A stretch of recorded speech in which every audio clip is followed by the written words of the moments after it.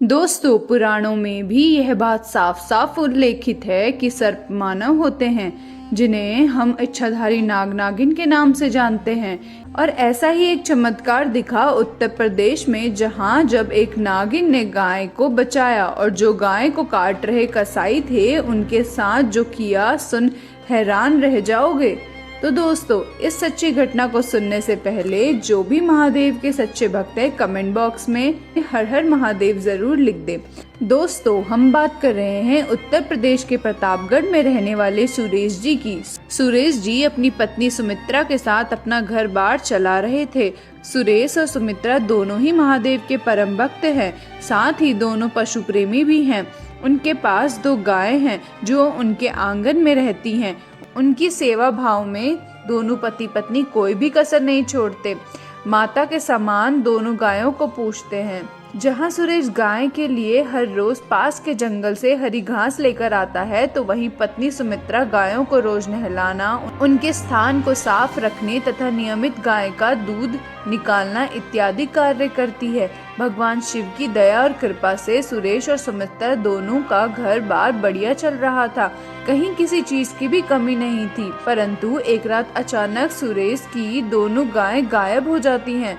जब सुबह वे उठते हैं तो आंगन में दोनों गायों को ना देख वे घबरा जाते हैं। सुरेश और उनकी पत्नी दोनों तुरंत आसपास की जगह पर अपनी गायों को ढूंढने लगते हैं। यहाँ तक कि सुरेश ने कई गांवों के चक्कर भी लगाए अपनी गाय को ढूंढने के लिए, परंतु दिन भर खोजने के बाद भी कुछ पता नहीं चला। जब शाम को सुरेश एक गांव के पास से अपने घर लौट रहा था, तब उसे 4-5 व्यक्ति से पूछने पर पता चला कि करीब 3 आदमी एक छोटा सा ट्रक लेकर आए थे, जिसके अंदर 2 गायें रखी हुई थी। वे लोग बहुत जल्दबाजी में थे। हम तो समझ गए थे कि यह गायें को चुरा कर भाग रहे हैं, परंतु गाड़ी की स्पीड बहुत तेज थी, इसलिए हम कुछ न कर सके। इतना सुनते ही सुरेश सब समझ जाता है और दुखी होकर जमीन में गिर पड़ता है। वह समझ गया था कि कोई कसाई उनकी गाय को चुरा कर ले गया और अब सुरेश के मन में बुरे बुरे ख्याल आने लगे, जिसकी वजह से वह और भी ज्यादा दुखी हो गया। सुरेश घर गया और रोते हुए सारी बात सुमित्रा को बताई।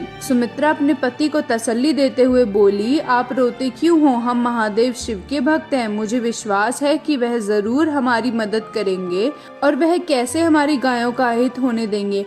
उन गायों के ताजे दूध से आप रोज महादेव शिव का अभिषेक किया करते थे। तुम देखना, जल्द सब कुछ सही हो जाएगा। आओ हम दोनों महादेव शिव से अपनी गायों के लिए प्रार्थना करें।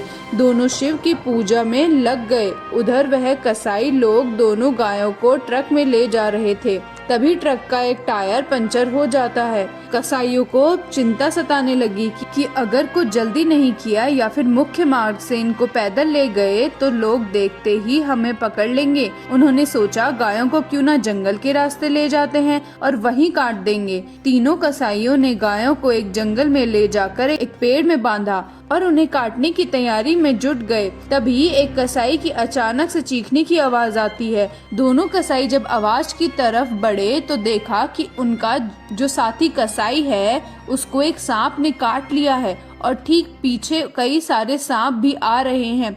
दोनों कसाईयों ने अपने साथी को उठाया और डर के मारे गायों को वहीं बांधा छोड़ भाग निकले।